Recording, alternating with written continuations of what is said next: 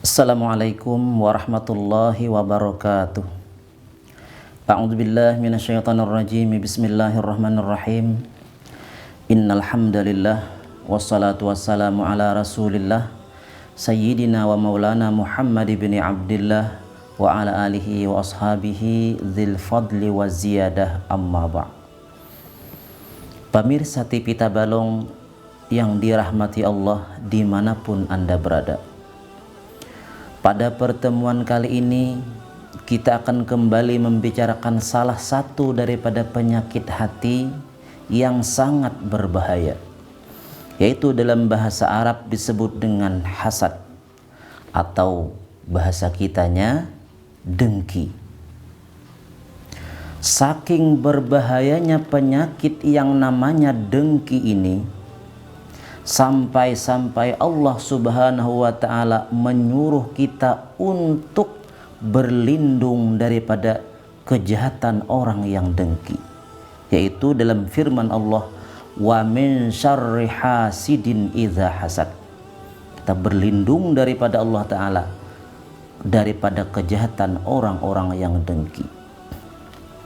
Dalam Al-Quran Allah Subhanahu wa ta'ala berfirman, la tahasadu wa la taqata'u wa la tabaghadu wa la tadabaru wa kunu ibadallahi ikhwana. Jangan engkau saling dengki dan jangan memutuskan hubungan oleh sebagian kamu akan sebagian, dan jangan juga saling marah-marahan, dan jangan saling membelakangi atau kadabarawaan, dan adalah kamu hamba Allah itu bersaudara, kata Allah. Dan yang namanya dengki ini adalah maksiat yang paling pertama di dunia. Jadi maksiat paling pertama di dunia adalah dengki, yaitu ketika dengkinya anak Nabi Adam yang bernama Habil kepada dengkinya anak Nabi Adam yang bernama Qabil kepada saudaranya si Habil. Nah, jadi maksiat yang namanya dengki ini adalah maksiat yang pertama di dunia. Kemudian untuk mempelajari masalah dengki ini, kita bagi pertama, apa itu dengki, apa bahaya dengki, dari mana asalnya dengki, dan bagaimana cara mengobati penyakit dengki ini. Pemirsa TV Tabalong rahimakumullah, dengki atau hasad yaitu wahuwa tamanni zawalan ni'matil ghair sawaun tamanni intiqalaha ilaihi amla. Jadi arti daripada dengki itu mencita-cita hilangnya nikmat dari orang lain, sama ada ia mencita-cita nikmat itu pindah kepada dirinya, atau marah kada pindah ke seorang asal ini jangan dapat nikmat.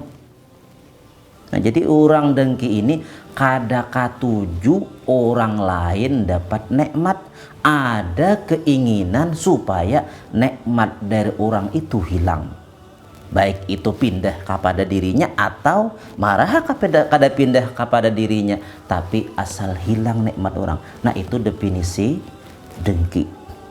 Nah, coba kita rasakan di diri kita, apakah kita ada berkeinginan nikmat dari orang lain hilang? Berarti kalau ada, itu berarti kita terserang satu penyakit yang sangat berbahaya, yaitu dengki. Nah, adapun bahaya dengki, pertama, dengki itu memakan ia akan kebaikan seperti memakan api akan kayu bakar. Rasulullah SAW bersabda, al-hasadu ya'kul hasanat kama ta'kulun narul hatab. Penyakit dengki itu memakan akan kebaikan sebagaimana memakannya api akan kayu bakar. Jadi ada kayu bakar atau rumah misalnya, karena api sumatnya habis. Kayak itulah kita. cangkal beribadah, cangkal ke pengajian dan lain-lain, tapi terserang satu penyakit dengki di hati kita, kada nyaman melihat orang dapat nikmat, dimakannya kebaikan kita. Satu bahayanya. Yang kedua, yashutu alaihi rabbu, marah atasnya oleh Tuhan. Tuhan sarik lawan orang nang dengki ini. Kenapa jadi Tuhan sarik? Karena orang nang dengki ini seakan-akan memadahkan Tuhan tuh tak salah memberi rezeki. Si A disuguhkan Tuhan misalnya, kita dengki, kita sarik, hendak hilang nikmat daripada inya. Seakan-akan kita memadahkan Tuhan tuh tak salah memberi inya rezeki. Nang bujur tuh aku aja nang sugih, nah dengki kita. Yang kedua, Tuhan marah. Yang ketiga, yaghluqu anhu abwabat taufik, terkunci, artinya tertutup daripadanya pintu taufik. Taufik itu bisanya mengerjakan kebaikan.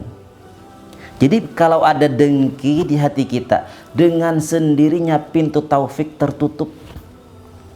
Hendak tulak kebaikan, kada tatulak aja. Rame orang yasinan, rame orang kegiatan keagamaan, kada tatulak. Kenapa? Tertutup taufik tadi. Kenapa? Macam-macam lagi alasan.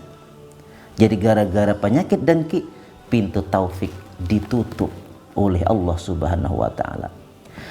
Kemudian bahaya dari penyakit dengki ini pula, aslum kathirum minal maksiat, asal yang banyak daripada maksiat. Jadi timbulan maksiat gara-gara dengki ini, maksiat yang lain timbulan. Seperti orang dengki ini, belinya sudah kada katuju lawan orang nang didengkiinya, supaya hilang nikmat daripada orang tadi, macam-macam. Bisa inya didustainya, bisa dibungulinya, atau bisa digibahnya, disambatinya keburukan orang itu supaya orang itu jatuh. Bisa juga difitnah inya, bisa juga dibunuh, macam-macam. Ringkasnya segala macam hal bisa dilakukan oleh orang dengki, asal orang nang didengkiinya tadi jatuh. Kada kawa melakukan seorang upahakannya. Nah, itulah berbahayanya penyakit dengki ini.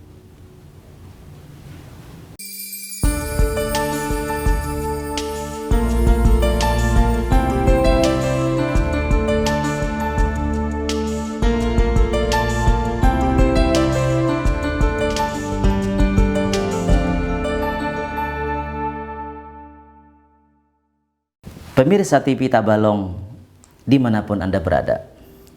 Kemudian yang kelima, bahaya dari penyakit yang namanya dengki ini, ghammun layang kotek, duka cita yang tidak ada putus-putusnya. Sedih, sakit hati, kada beampihan. Melihat tetangga misalnya nih, kawan nukar motor sakit hati, panas dingin awak. Sekalinya mau ulah bidakan pulang sidin, babangat sidin, masuk rumah sakit kasihan. Kebetulan ada orang hilang madahkan tetangga aja, artinya sudah mau ulah bidakan, satur haji pula kumak sidin kasihan. Sekalinya rahtan kumane orang hilang bapandir-pandir ini tak kisah pulang wan tetangga tadi aja. Untungnya tetangga tuh aja sudah sidin satur haji, sudah beisi bidakan, beisi mobil, sudah sakanya bini dua pula mati sidin kasihan. Nah, jadi napa sakit hati soranganan seumur hidup. Bahkan orang penyakit dengki bukan cuman sedih di dunia saja, sampai ke akhirat sakit. Kalau penyakit di dunia seperti tumor dan lain-lain itu sakitnya cuma di dunia, tapi kalau sudah mati hilanglah penyakit. Sedangkan dengki dunia akhirat akan sedih, akan sakit. Jadi duka cita, sakit hati yang tidak ada putus-putusnya. Kemudian yang keenam, penyakit dengki itu musibatun la yu'jaru alaiha, musibah yang tidak diberi pahala atasnya, Biasanya ngaran musibah ini ada kalanya untuk mengangkat derajat atau kafaratus sayyi'ah untuk menghapus dosa-dosa kita. Itu musibah apabila menimpa kita, kita sabar. Sedangkan penyakit dengki, sakit hati, jangankan berpahala malah berdosa.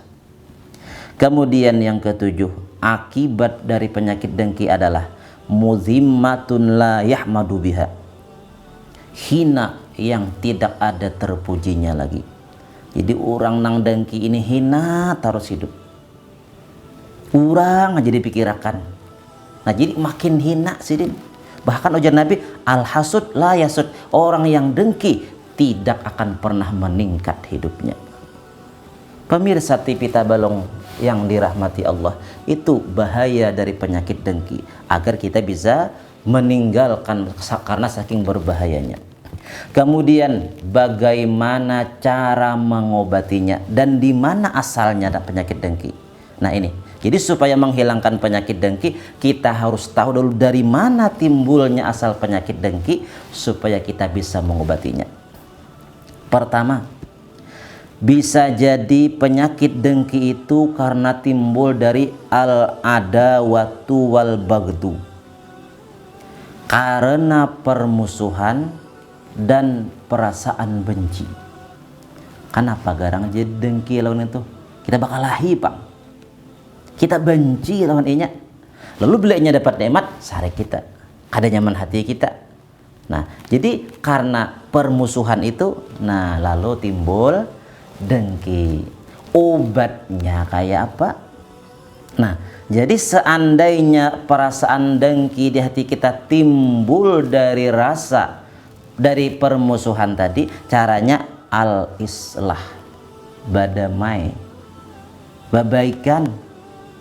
Bila sudah babaikan, insya Allah penyakit dengki tadi akan hilang, karena timbulnya asalnya dari permusuhan itu.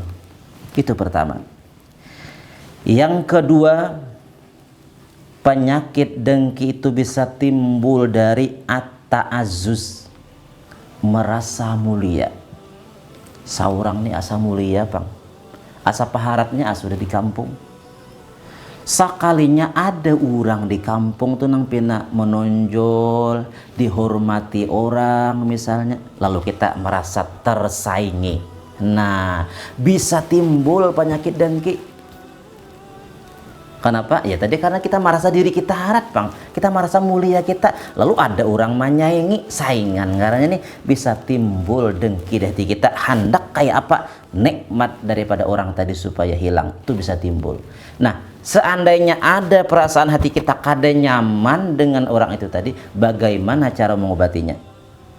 Nah, yaitu hilangkan rasa mulia dari diri kita. Karena yang namanya mulia itu adalah dalam pandangan Allah Subhanahu wa ta'ala. Jadi pikirkan di hati kita, oh si anu tuh ini dihormati orang, si anu tuh orangnya napa dipuji orang. Nah, mungkin jadi dasar inya tuh mulia di sisi Allah. Dasar harap inya pada aku. Nah, jadi dasar harap inya pada aku. Nah, dengan merasa seperti itu, insya Allah perasaan dengki yang timbul dari perasaan mulia akan hilang dengan sendirinya. Nah, karena tadi asalnya timbul dari perasaan mulia. Kemudian yang ketiga, perasaan dengki itu bisa timbul dari khaufu fautil maqasid, takut keluputan tujuan. Misalnya kita berdagang, tujuan kita supaya bapayuan, banyak ujungannya. Lalu ada orang juga berdagang para kita, maka dagangan sama takutan kita nih keluputan daripada tujuan kita hendak payu, bisa saingan lawan tetangga nih. Nah, sama penggawian bisa diambilnya langgananku nih. Nah jadi timbul biasanya nih sesama profesi ini bisa menimbulkan sifat dengki. karena merasa tersaingi. Nah, ya pian paling rancak ini paling rancak. Sesama profesi, pedagang sama pada pedagang bisa pada dengkian. Pamantatan sama pada pamantatan bisa juga. Pegawai sama pada pegawai bisa juga.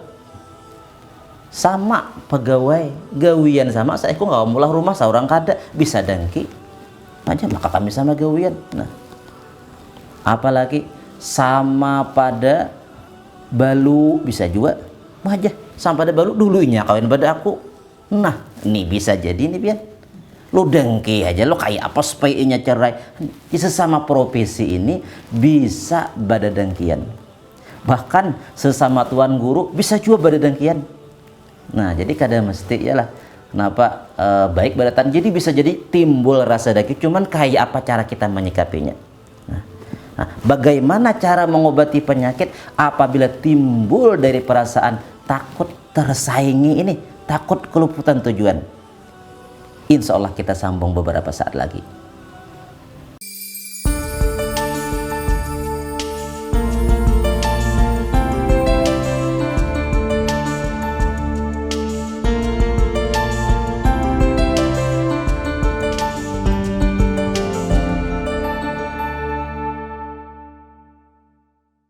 Pemirsa TV Tabalong dimanapun Anda berada, kemudian bagaimana cara mengobati andainya penyakit dengki yang ada di hati kita itu sebabnya karena kita takut keluputan tujuan tadi, karena kita ada saingan, karena sama profesi tadi. Jadi obatnya adalah bahwasanya yang namanya rezeki itu dari Allah Subhanahu wa Ta'ala, sudah diatur Allah.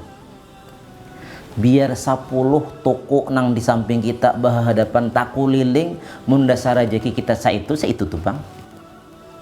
Jadi rezeki itu sudah diatur Allah Subhanahu wa Ta'ala. Nah jadi bagaimanapun saingan kita sudah rezeki kita kada kalahin. Kayak itu juga tadi sama gawian kawan nukar kendaraan seorang belum. Nah, dasar rezekinya mungkin inya menabung atau rezeki di lain, jangan didengki. Sama tapi misalnya kawan tak dulu kawin seorang belum, nah jangan dengki juga. Itu sudah rezeki dari Allah Subhanahu wa Ta'ala. Sudah rezeki itu kadang kalau kita diusahi jatah saya itu kayak itu Jepang. Pernah pada zaman dahulu Sayyidina Ali karramallahu wajhah, beliau membawa seutas tali bekas mengikat binatang. Kemudian oleh Sayyidina Ali, tali tadi hendak dibawa ke masjid, ujar Sidin rigat tali ini nah. Amun Jasidin ku bawa ke masjid, kada baik, ditinggal di luar luku hilang. Kebetulan ada seorang laki-laki di muka masjid, ujar Sayyidina Ali, tolong nah nih ikuti ya kan taliku ini, aku nak ke masjid. Pas ini ke masjid, beribadah mungkin apa. Nah, ada taniat di hati Sayyidina Ali, setelah aku keluar dari masjid ini, orang yang menguti iakan taliku tadi hendak ubari 2 dirham. Sakalinya hilang orangnya. Nah di Sayyidina Ali rencana tadi supaya jangan hilang pas tajulung kamaling. Nah lalu berjalanlah Sayyidina Ali bertemu dengan laki-laki yang lain, tapi bukan yang tadi, tapi laki-laki yang lain ini yang membawa tali. Ini taliku Sayyidina Ali, miripnya tali. Di sini Ali, pian di mana bulihan taling ini? Ujar si laki-laki tadi, aku tadi ada bertemu dengan laki-laki menjuali aku talinya harganya 2 dirham. Artinya apa? Di hati si Ali udah rezekinya nang nguti tali tadi 2 dirham hari ini. Nah, cuman salahnya ini jakanya menunggu aku 1 mat aja. 2 dirhamnya halal. Tapi karena ya bawa lari jual ya tuh 2 dirham juga. Tapi haram. Nah jadi rezeki itu pasti sejujurnya sudah ditetapkan, cuman tergantung kita dengan jalan halal atau haram. Nah jadi untuk mengobati penyakit dengki yang apabila timbul dari penyakit nang takut saingan ini, ingatkan rezeki sudah diatur Allah. Kemudian yang keempat, andainya timbul penyakit dengki itu dari perasaan hubur riyasah waljah, cinta kedudukan dan jabatan. Kita misalnya dulu pernah jadi caleg atau jadi apakah, kebetulan kita kalah, bisa timbul dengki. Tapi bisa timbul, kada pasti juga Bang, bisa timbul gara-gara itu. Kalah Bang kita. Nah biar sudah kalah, bisa nih kayak apa orang tadi supaya jatuh, diguyang aja lalu. Nah bagaimana cara mengobatinya? Yaitu obatnya, pangkat dan kedudukan itu ingatakan belum tentu membawa kebaikan kepadaku. Aku kalah Bang, tapi jakanya aku manang, kada pasti kedudukan itu membuat aku jadi baik. Bisa jadi apabila aku duduk situ, bila aku jadi bisa jadi sombong aku, atau bisa jadi korupsi aku. Nah jadi ingatakan napa kada pasti pangkat dan jabatan itu membuat aku lebih baik. Mungkin Tuhan maulah aku kalah nih, inilah yang terbaik bagi aku. Lalu kita kada sarik, kada dengki lawan saingan kita tadi. Nah itu, jadi cinta kedudukan dan cinta pangkat itu bisa membuat kita menjadi dengki. Tapi obatnya hilangkan perasaan itu. Mungkin inilah jalan yang terbaik bagi Allah untuk diriku. Kemudian yang kelima, bisa juga timbul penyakit dengki itu dari perasaan su'mun nafsi. Memang tabiatnya orang yang kada baik. Saingan lain juga, merasa mulia kada juga, cinta pangkat dan jabatan kada juga, bermusuh kada juga. Cuman bila orang dapat nikmat sidin zarik, nah ngarannya tabiat ini tangalih diobati ini. Nah, jadi kayak apa cara mengobati nang penyakit-penyakit gini? Kuncinya ilmu aja kita. Sering-seringlah kita menuntut ilmu, kita pelajari tentang bahaya-bahaya dengki. Tadi di awal sudah kita ceritakan, kebaikan kita dimakan oleh penyakit yang namanya dengki. Cepat sekali, seperti cepatnya api memakan kayu bakar. Allah Ta'ala marah kepada kita, kemudian kita akan sakit hati yang berkepanjangan, kita akan hina di mata manusia dan di mata Allah.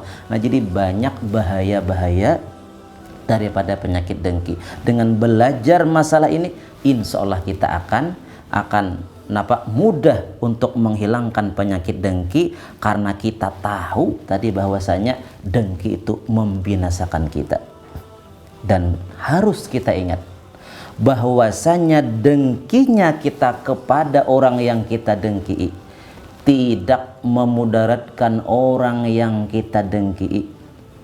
Sakit hati kita ini dapat nikmat macam-macam, hati kita laksana dikuracak bidawang.